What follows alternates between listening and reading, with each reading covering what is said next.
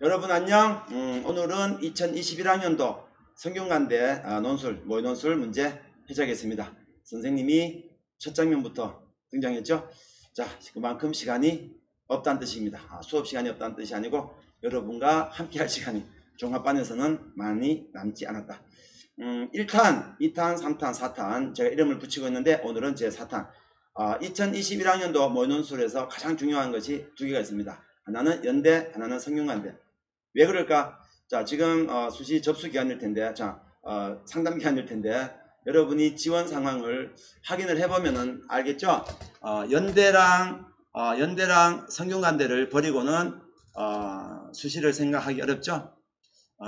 오늘은 칠판을 크게 쓸 겁니다. 그 액션 카메라가 나를 따라다닐 텐데, 이 카메라가 가끔 나를 버리고 다른 데를 비출 때가 있어요. 그럼 제가 카메라를 따라가곤 합니다. 방금도 카메라가 엉뚱한 데를 가서 제가 급히 따라갔어요.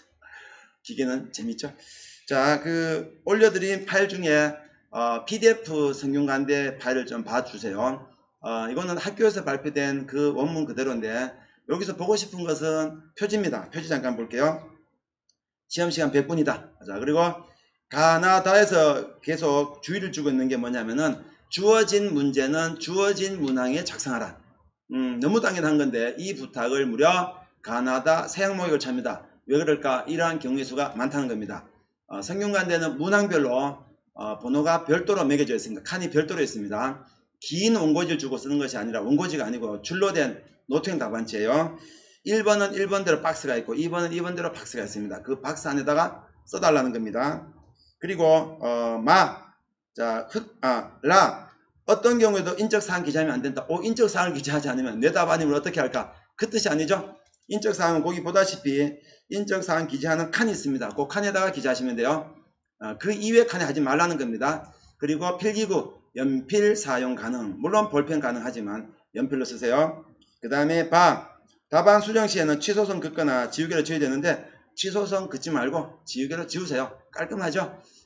여기서 주의사항은 수정 테이프 수정이 안된다. 그죠? 안된다. 절대 금지. 4.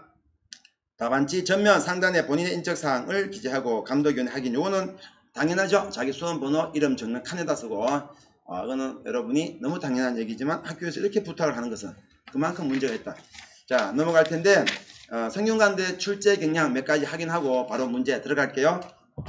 카메라가 나를 잘 따라옵니다. 자, 성균관대 오늘은 성균관대 문제 총 정리하느라 출제 경향 이렇게 이름을 붙일게요. 일단 형식적인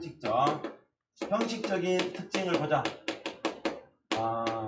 방금 봤지만 첫 번째, 자, 시험 시간 등등 해서 120분입니다. 100분이죠?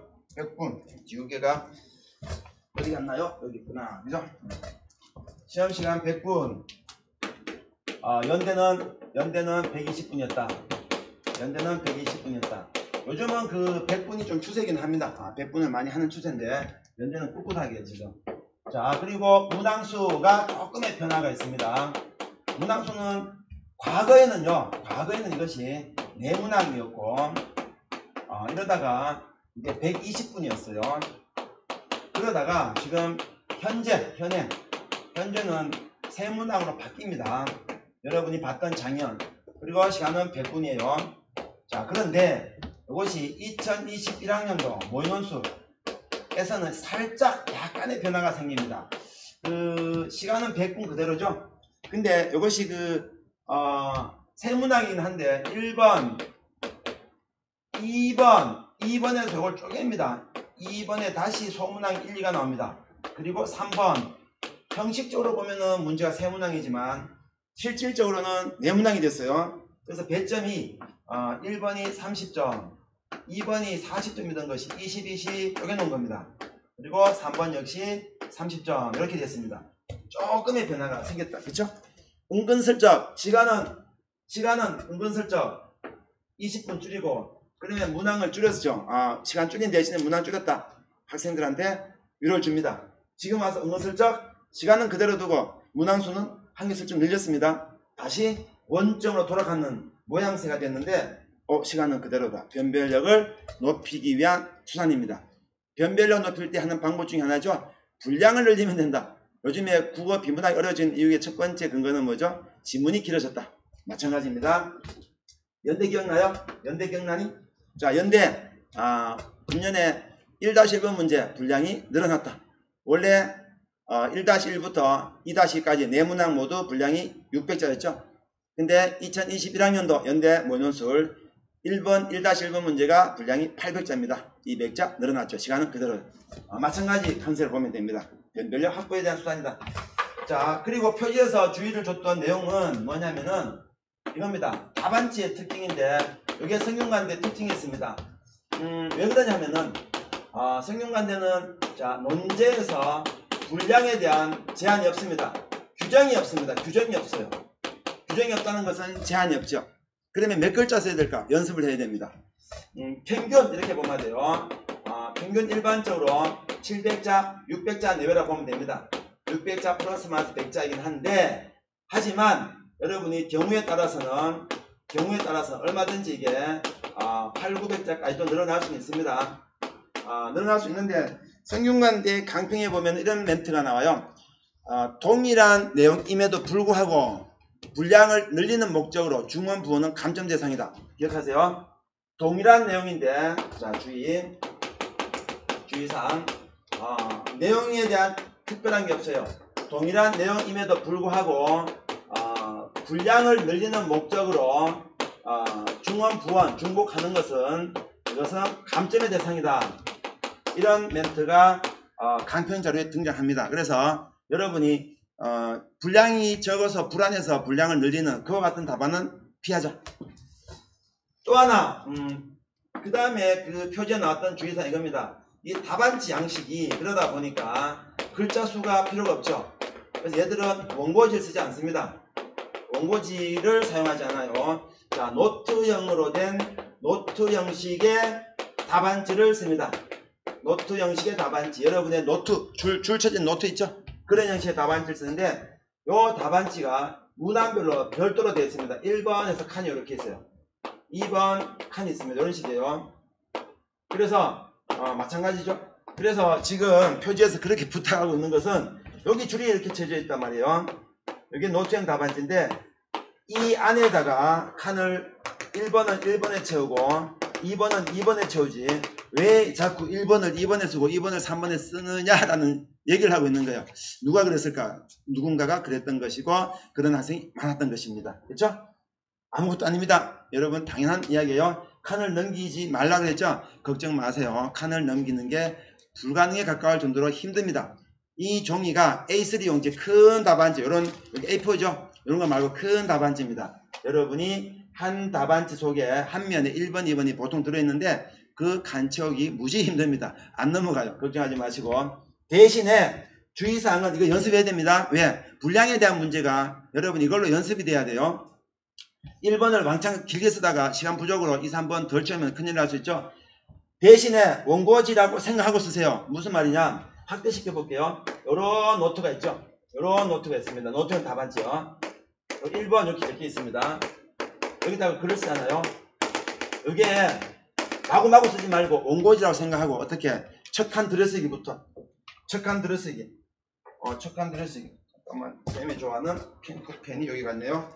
자, 첫 칸 들어쓰기를 하고 첫 칸을 비우고 여기서 제시문가 이렇게 들어갑니다. 첫 칸 들어쓰기 하고 그리고 여기서 첫 칸 들어쓰기 줄 이어줄 땐 앞에 쳐나가야 되겠죠. 그리고 글을 끝낼 때도 마침표를 찍었겠죠. 단락구분 했겠죠. 단락구분 하면 첫 칸 들어쓰기 또 합니다. 원고지가 있다라고 생각하고 하세요. 그리고 요 라인을 맞추세요. 이쁘게 이렇게 맞추세요. 라인을 가상의 선을 세워놓고 이쁘게 맞추세요. 원고지에 대한 칸이 없다 뿐이지 우리의 모든 글을 원고지 사용법에 맞춘다. 오케이? 다른 게 또 있나요? 특별한 거 없죠? 형식적 특징 됐죠? 필기구 연필 가능 뭐 아까 했죠? 적어 놓을까요? 연필 가능 연필이 안 되는 학교가 있습니다. 경희대가 연필이 안 돼요. 경희대는 볼펜을 쓰는데 그 볼펜조차도 학교에서 지급을 합니다. 고마워해야 될까? 얄미울까? 어쨌든 볼펜을 사용하게 만들어요. 자, 그리고 두 번째 내용적인 특징 자, 여기 중요하죠. 논제 1번. 논제 1번은 자, 우리가 공부하는 방식이 논제 특징, 답안 구조, 분석 방법, 관점 사례 4가지 볼까요? 첫 번째, 이렇게 해갈까요? 한꺼번에 정리해 볼까요? 한번. 이 칠판이 되게 큽니다. 제가 오늘 조금 편하게 쫙 정리할 수 있을 것 같아요. 편하게 한번 보자. 그래서 일단은 내용적인 특징,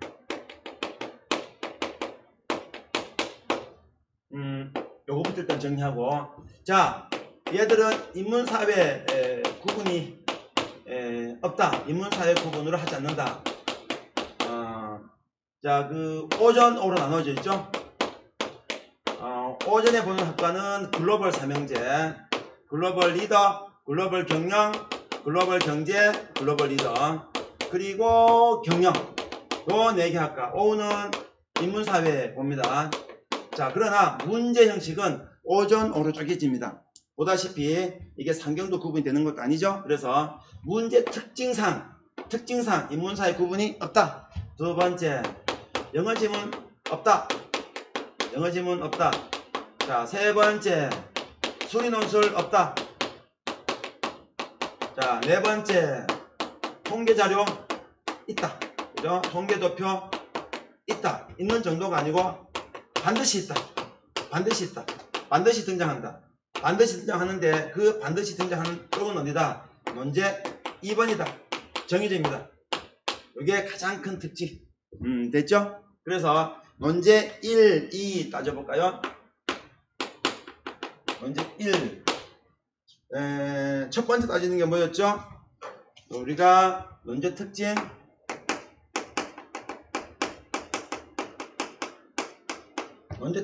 관점 분류형입니다. 관점 분류형, 이렇게 얘기를 해요. 자, 이 관점 분류형의 특징은 뭐냐면은 분류하시오라는 말이 나옵니다. 그리고 요약하시오라는 말이 나옵니다. 여기에 가장 큰 특징 없어요. 이게 전부입니다. 다시 복수의 재심을 주고 두 입장 분류하라. 분류는 다시 이것이 두 입장 분류를 묻습니다. 두 입장 분류하라. 그리고 요약, 각 입장을 요약하라. 여기에 가장 큰 특징. 자, 하나 더 건지자. 이런 문제가 나오는 유사 출제 대학,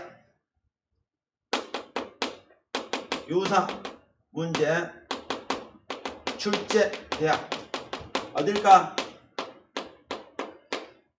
경희대학교 사회계열 1번 문제입니다.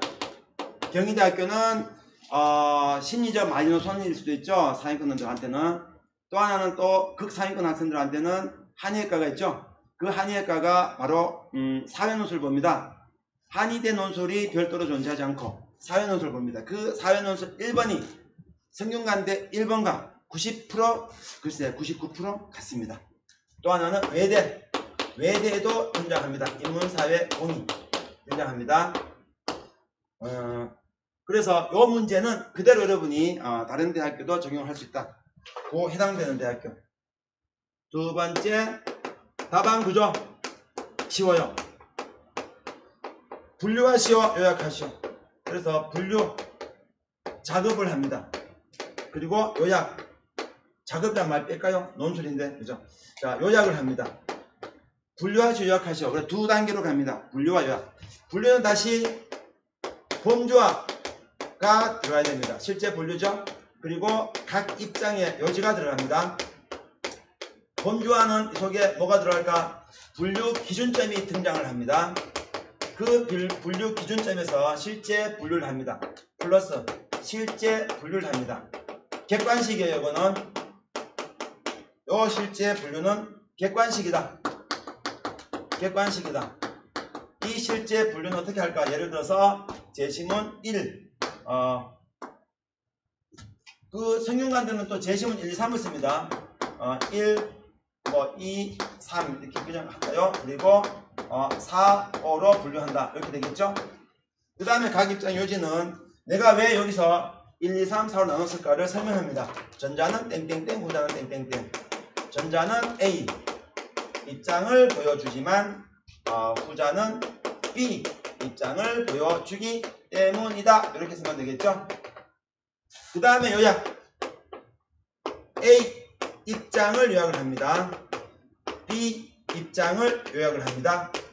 A 입장 속에 들어가는 내용은 여기서 예를 들어서 1, 2, 3 만들었죠? 그럼 여기서 1 요약을 하고 2 요약을 하고 3을 요약합니다. 아니 입장을 요약하는데 왜 1, 2, 3 각각을 요약합니까? 입장 속에는 1, 2, 3이 들어있죠. 그래서 그래요.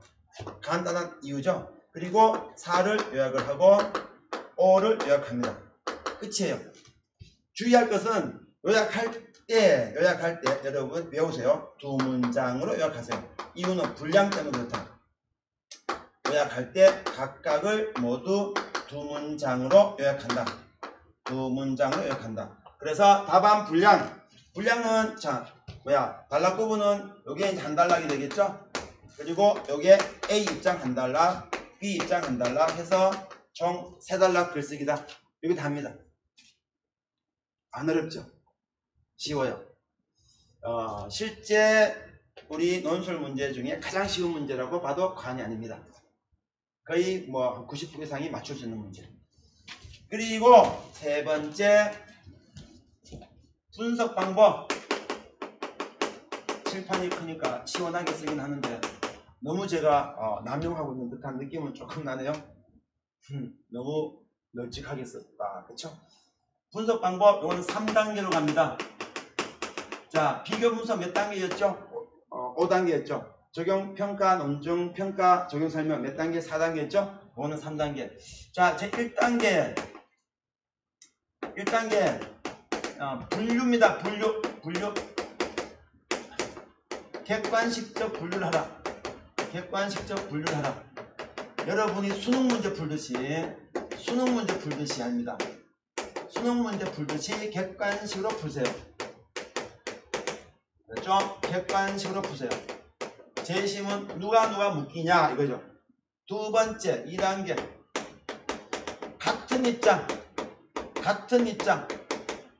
입장으로 묶인 제시문들 간 제시문들 간 차이점 찾기입니다. 차이점 분석. 같은 입장 묶인 제시문들 간 차이점 분석은 키워드 분석을 통해서 이루어집니다. 키워드를 분석합니다. 같은 입장 묶인 제시문들은 키워드를 통해 분석한다. 제 3단계는 마지막 단계는 늘 똑같죠? 어때요? 무슨 얘기다? 요거는 답안 작성. 그래서 요 구조는 간단합니다. 답안 작성은 다시 항상 두 가지. 단락 구분, 분량에 대한 배분. 끝이다. 여기서 가장 핵심은 무엇이다? 요놈이다. 객관식적으로 분류를 맞춰라. 그리고 두 번째, 같은 입장인 제시문들 간 차이점을 찾으라. 그 차이점을 어떻게 드러낸다? 키워드를 통해 드러낸다. 어차피 제시문 정의는 두 문장밖에 쓰지 않습니다. 두 문장 속에 무슨 차이점을 구체 드러낼까? 그래서 키워드로 접근합니다. 됐죠? 네 번째, 감점 사례. 학교가 발표했습니다. 직접 발표했습니다. 첫 번째, 분류의 오류입니다. 분류의 오류. 자, 이렇게 되면은 D등급을 줍니다. 학교에서는. 얘들은 등급별로 가는데 극간 점수차가 6점입니다. 6점을 마이너스 시킵니다. 그러면 D등급은 A, B가 6점 깎이죠. C가 6점 깎이죠. D니까 6, 3, 18, 18점 깎입니다. 오, 이거는 이렇게 틀려갖고는 합격할 수가 없어요. 걱정하지 마세요. 안 틀립니다. 틀리기가 더 어렵습니다. 자, 두 번째, 같은 입장. 요겁니다. 같은 입장으로 묶인. 자, 분류는 잘했습니다. 근데 같은 입장으로 묶인 제시문들 간 차이점이 드러나지 않는 경우, 차이점이 부각이 안 돼요. 자, 요거는 B등급을 줍니다. 다른 게 문제가 없다고 전제할 때 요거는 B등급을 줍니다. A등급이 될 수 없는 이유입니다. 한 등급 까입니다. 그리고 세 번째, 키워드 누락. 키워드 누락 중요합니다. 됐죠? 더 이상 설명 안 해요. 자, 두 번째는 도표 분석인데, 요 도표 분석은 문제 풀 때 할게요. 지나갑니다. 왜? 연대 문제 풀면서 수없이 했죠. 자, 세 번째 문제. 요거는 자기견의 진술행인데, 조금 다릅니다. 어쨌든 자기견의 진술행입니다. 그래서 3번 봅시다. 3번 1번을 2번을 그냥 가자니 또 서운하나요? 카메라가 아주 제 수업에 집중을 하고 있죠. 귀여운 녀석이. 기계가 이렇게 귀여울 수 있다니 되게 신기합니다. 선생님 재밌어요 라고 눈을 동그랗게 뜨고, 눈이 하나인데 동그랗게 뜨고 나를 보고 있어요. 자, 문제 특징 문제 2번. 이건 그래도 언급만 하고 갈게요. 도표 분석형인데 조금은 다릅니다. 그래서 제가 지나가려다가 얘기를 했는데, 자, 이 도표 분석형이 일반론이 있었죠. 얘는 단독으로 출제가 안 돼요. 단독으로 출제가 안 되는데, 그래서 결합형으로 나옵니다. 결합형으로 나온다라는 이 말뜻은 기타 유형이 등장을 하고, 그리고 도표가 등장을 하는 구조인데, 순서는 상관이 없어요. 그래서 다른 문제 연대에서 많이 풀었잖아요. 연대랑 다른 점은 여기 기타 유형이라는 요놈은 연대랑 마찬가지로 주로 설명 아니면은 평가입니다. 이게 끝이에요. 주로 이겁니다. 이거는 연대나 성대나 마찬가지인데요. 문제는 여기 기타 유형이 평가나 설명인데 여기 입장이 등장합니다. 그래서 이렇게 돼요. 한 입장을 근거로 도표를 설명하시오 또는 평가하시오 이렇게 만들어져요. 또는 여기에 두 입장을 근거로 도표를 설명하시오 평가하시오 이렇게 만들어집니다. 이렇게 문제가 만들어지는데, 연대 넣는 게 뭐야? 여기 입장이 등장한다는 거예요. 입장은 어디에 나왔죠? 1번 문제 풀 때. 1번 틀리면 자동으로 틀립니다. 그래서 1번의 객관식적 분류가 얼마나 중요한지 아시겠죠? 자, 또 하나는 똑같은 구조인데 도표가 반대가 될 수도 있죠. 그래서 도표를 근거로도 나옵니다. 그건 너무 당연한 거예요. 특별한 건 아닌데, 요렇게 될 수 있다면 요렇게도, 요렇게 될 수 있다면 요렇게도. 도표를 근거로 한 입장을 여기도 똑같이 설명하시오 평가하시오 이렇게도 된다는 겁니다. 그래서 요놈이 근거 제시문 대상이 될 수도 있지만 또 요놈이 또 대상이 될 수 있는 거예요. 한 입장에서 도표를 설명하시오 평가하시오, 두 입장에서 도표를 설명하시오 평가하시오 라고 내거나, 도표에서 한 입장을 설명하시오 평가하시오, 도표에서 두 입장을 설명하시오 평가하시오 라고도 낸다는 겁니다. 그 입장만 있을 뿐이다. 요게 실제 답안에 영향을 줍니다. 어떻게 영향을 줄까요? 그래서 답안 구조. 자, 첫 단락은 대부분이 그래서 도표가 정리가 됩니다. 어떤 경우에든지 주로 그래요. 주로.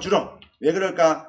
우리가 1번 문제 풀 때 이미 제시문 1, 2, 3, 4, 5는 다 정리했죠. 그래서 2번에서 다시 제시문 정리하게 되면은 그 정리 내용 중복될 수밖에 없다. 따라서 도표가 주로 등장하는 것이 대부분, 예외적으로 제시문을 등장하는 경우가 있습니다. 언제? 논제가 구체적으로 지정할 때. 주의사항. 논제에서 구체적으로 제시문 요약을 지정할 때 어떻게 할 것인가? 그때는 당연히 요약을 해야 됩니다. 그 외에는 대부분 도표를 먼저 정리합니다. 이런 경우 가끔 있습니다. 문제 조심해서 봐야 된다. 오케이. 두 번째 단락. 자, 정리했죠? 그러면은 도표를 바탕으로 예를 들어서 한 입장을 건드려 볼까요? 요거를 제가 예시로 써놓게 되겠네요. 예를 들어서 자, 도표를 근거로 한 입장을 평가하시오. 자, 이런 문제라고 가정하고 풀어봅시다. 그러면은 도표를 중심으로 한 입장을 평가합니다. 여기서 우리가 공부하는 방법이 있죠. 주장, 이유, 근거, 상술. 주장, 이유, 근거, 상술 갑니다. 그러면은 주장, 아죠? 한 입장, 도표에 따를 때 문제 1의 A 입장은 타당하다 이렇게 하겠죠. 두 번째, 왜냐하면 때문이다. 대상제시문 누구죠? A 입장. 왜냐하면 A 입장은 땡땡 하기 아까운 땡땡 하기 때문이다. 자, 근거 이는 자, 타당이니까 즉 그러므로 순접입니다. 즉 도표에 의하면 땡땡은 땡땡인 것이다. 이렇게 들어가요. 자, 상술. 자, 대상 제시문, 근거 제시문. 여기서 대상 제시문 누구죠? 한 입장. 요때 상술 단계가 달라집니다. 연대랑 다른 점. 왜 그럴까? 요 상술 단계에서 드디어 자, 이 A 입장 속에 한 입장 A 입장 속에는 제시문이 몇 개가 들어있죠? 2개 또는 3개 들어있죠? 자, 제시문 구체적인 제시문입니다. 예를 들어서 이거는 제시문 1 등장, 제시문 3 등장 이렇게 등장을 시킨 거예요. 이것을 활용을 합니다. 자, 그래서 명심하세요. 그 성균관대 문제 2번에서 주 2 근상 쓸 때 상술은 구체적인 제시문이 등장한다. 구체적인 제시문이 어디에서? 상술에서 등장한다. 근거는 마찬가지 근거 제시문입니다. 그래서 누구죠? 이거 도표죠. 도표에 의하면 마찬가지. 여기는 이제 구체적인 수치 같은 거죠. 를 활용해서 땡땡은 것이다. 이런 논리가 들어가면 된다. 요거 기억하세요. 연대랑 똑같습니다. 하나가 다릅니다. 상술에서 구체적인 제시문이 등장한다. 왜? 성균관대는 제시문 한 보따리가 움직인다. 한 보따리가. 그러다 보니까 보따리를 풀어버리는 장소가 바로 상술, 요 자리다. 됐어요? 그 다음에 나머지는 일반론입니다. 일반적인 이야기고, 세 번째 분석 방법, 이것도 일반적인 얘기입니다. 두 가지가 필요하죠. 적용 분석 구조에 나오는 주장, 이유, 근거, 상술. 요거에 나오는 주장, 이유, 근거, 맞죠? 주장, 이유, 근거, 맞죠? 주장, 주의, 근사, 요 논리를 기억하면 되고, 더 이상 설명하지 않습니다. 그리고 도표 분석 5단계에서, 이건 4단계죠. 4단계. 도표 분석 5단계에서 나오는, 분석의 단계, 뭐죠? 컨셉을 확인하라. 변수를 확인하라. 수치 패턴을 찾으라. 그리고 수치 분석을 하라. 그리고 관계적 분석하라. 그래서 요 변수 찾을 때 요 변수는 무슨 변수? 독립 변수. 그리고 종속 변수. 이게 핵심이다. 오케이. 어렵지가 않소이다. 그리고 요거는 칠판을 조금 이제 약간 전략해서 쓰니까 조금 더 있네요. 있고 여기 지우개가 아마 지우개의 보고입니다. 자, 그리고 네 번째 감점 사례. 적용 분석 구조. 적용 분석 구조에서 여기 제목을 이제 여기 색깔 바꿔줄까요? 이게 또 색깔 바꾸는 재미겠죠. 제목을 바꾸면 잘 보이죠. 색깔 바꾸면은. 자, 이 적용 분석 구조라는 것은 누구를 말하죠? 적용 설명과 평가. 왜냐면은 여기는 설명과 평가가 반드시 나오니까. 그래서 그래요. 감점 사례 세 가지. 이거는 일반론입니다. 일반론. 자, 첫 번째 자, 설명을 하지 않고 또는 평가를 하지 않고 뭐를 하고 있다, 무엇을 하고 있다. 요약이 과다한 답안. 두 번째, 자, 설명과 평가는 잘했다. 굿. 그러나 근거가 되는 근거 제시문을 반영 안 했다. 세 번째, 설명 잘했고 굿. 그리고 근거 제시문 반영도 잘했다. 이거 제가 그 PPT로 공식 얘기하면서 했죠. 오늘은 필기를 한번 해봅니다. 이걸 따로라는 뜻이에요. PPT 하는 것보다 눈에 좀 더 잘 들어올 거예요. 이렇게 하면은 대상 제시문을 반영 안 했다 이거죠. 요 세 가지. 두 번째, 2번이 복잡하죠. 왜? 도표 분석과 적용 분석, 즉 설명평가 결합이 되어서 그래요. 도표 분석형의 감점 사례. 어때요? 자, 역시 세 가지. 첫 번째, 수치 분석 오류. 당연합니다. 수치 분석 오류. 두 번째, 수치 분석 방향이 수치 분석 자체는 오류가 아닌데 방향의 오류입니다.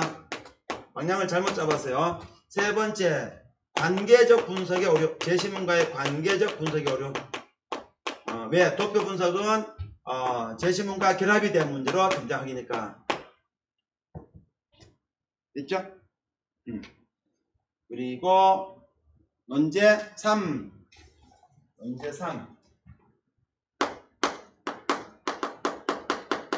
요 논제 3도 좀 특이합니다.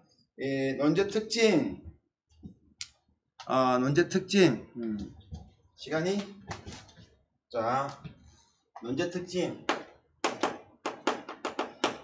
제가 늘 말씀드리지만 50분 두 번 수업에서 한 회차를 전체를 완결된 형태로 강의를 하니까 조금 빠릅니다만 온라인 수업은 가능해요.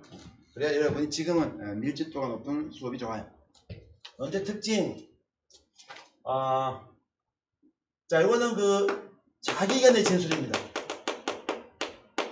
자기견의 진술형인데, 요 자기견의 진술은 입장 선택형이 있고, 자, 대안 제시형이 있는데, 성균관대 문제는 입장 선택형이 대다수를 차지합니다. 아주 가끔 대안 제시가 등장하기도 합니다. 아주 가끔. 오늘은 입장 선택형에 초점을 맞출 텐데, 답안 구조. 이 말 뜻은 뭐냐면요. 이거는 수험생한테 너는 어떻게 생각하니? 그러니까 본인의 판단을 요구합니다. 어떤 쟁점을 제시를 해요. 쟁점을 주고 본인의 판단을 요구합니다. 판단을 요구해요. 요거는 어떤 문제가 되는 상황을 주고 여러분한테 해결책을 요구합니다. 그 차이입니다. 충분히 구분을 할 수 있을까요? 아주 뚜렷하게 다릅니다. 보면요. 답안 구조. 자, 원칙과 실전을 볼게요. 원칙은 서론, 본론, 결론을 씁니다. 잘 보세요. 원칙, 서론, 본론, 결론 이렇게 씁니다. 원칙. 자, 서론은 쟁점을 정리하는 것이에요. 본론은 주장을 씁니다. 근데 주장만 써서는 설득력이 떨어지죠. 주장을 썼으면은 주장에 대한 우리가 예상 반론이라는 걸 씁니다. 예상 반론에 대한 재반박을 씁니다. 왜 그래요? 예상 반론만 쓰면은 자기 주장이 바보가 되니까. 그리고 이 주장 속에 들어가서 다시 세분화가 됩니다. 요게 다시 주장, 두 번째 이유, 세 번째 근거, 네 번째 상술. 이렇게 가요. 주장, 이유, 근거, 상술. 주장은 여러분의 본인의 주관적인 답입니다. 본인의 주관적인 답. 너무 좁게 썼네요. 주관적인 답을 제시합니다. 주관적인 판단입니다. 본인의 주관적인 판단. 정답이 없어요. 이유는 역시 주관적인 판단인데, 근거 단계에서 여러분이 제시문을 등장시킵니다. 제시문을 등장. 그런데 상술에서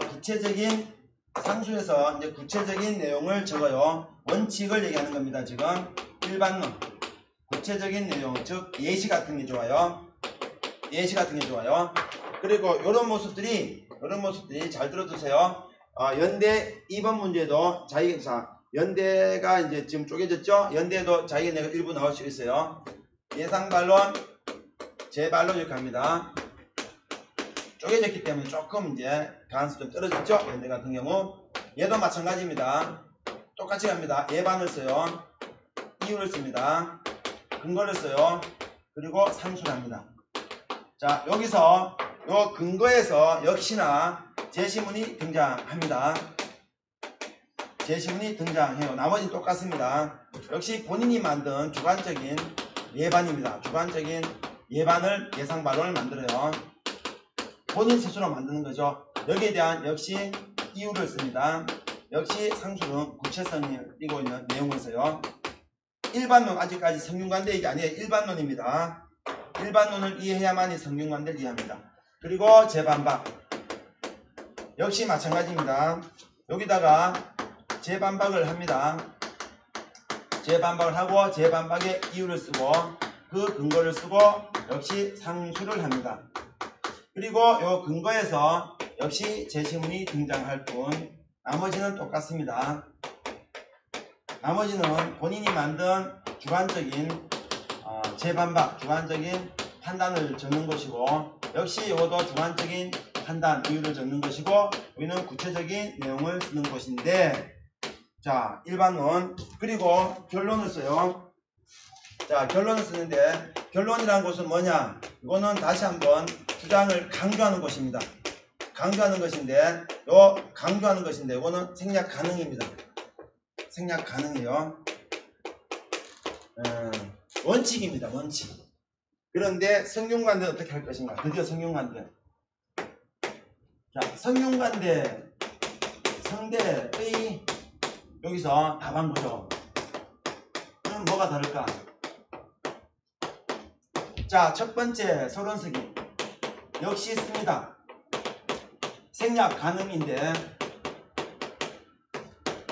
정리할 수 있으면 정리해도 괜찮습니다. 정리해도 괜찮은데 둘 다 가능입니다. 정리할 만하면 정리합니다. 어떨 때? 특정한 논점이 제공이 되어서 설명이 필요할 때. 그렇죠? 어떤 특정 개념에 대한 설명이 필요할 때. 설명이 필요할 때는 서로에다가 정리를 합니다. 됐죠? 자, 두 번째. 그 외에는 생략, 본론에는 이렇게 쓰는 게 원칙인데 논제에서 서로는 성대는 성대는 아주 구체적인 지시를 할 때가 많아요. 구체적인 지시할 때가 많습니다. 그러면 구체적인 지시를 따라가세요. 자, 오늘 문제 보세요. 요 구체적인 지시는 이런 겁니다. 긍정적인 면을 써라. 그러면은 그 긍정적인 면을 쓰면 됩니다.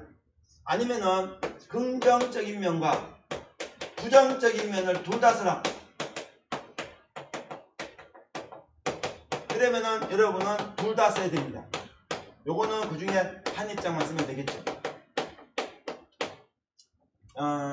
요런 식으로 구체적인 명령이 떨어집니다. 찬반의 입장을 결정해라. 그러면은 여러분이 하나로 가야 되겠죠. 하지만 찬반을 각각 모두 써라. 찬반 모두 써라.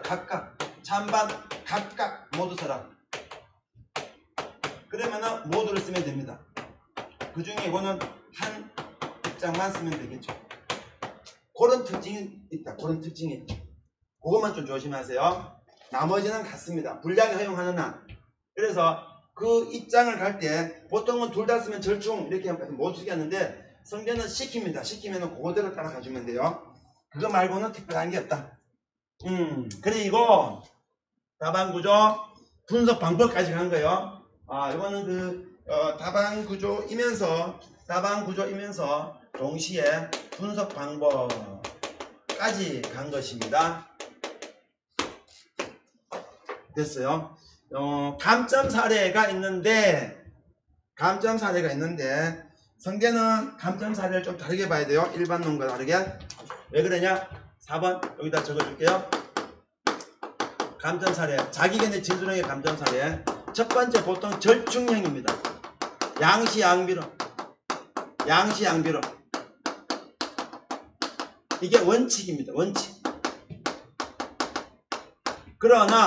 그런데 성대 같은 경우는 구체적인 요구가 있기 때문에 요구에 맞출 것 둘 다 쓰면 둘 다 써야 됩니다. 절충이 아니라 시켰으니까. 이게 중요하다. 됐죠? 둘 다 긍정적 부정적이면 써라. 그럼 긍정 부정을 둘 다 써야 된다는 뜻이에요. 두 번째 이게 중요하죠. 재심은 요약형 답안. 재심은 요약형 답안. 이거 안 돼요. 재심은 요약을 잔뜩 많이 하면 안 돼요. 세 번째 재심문과 동떨어진 답안. 이거도 더 안 돼요. 주의하세요. 이 세 가지는 대표적인 3번 문제의 감정 사례다. 됐죠? 오, 성대에 대한 총정리를 했습니다. 그래서 자 우리가 지금 성대에 대한 총정리 1번 자 문제 해제 들어갑시다. 여기까지 따라왔니?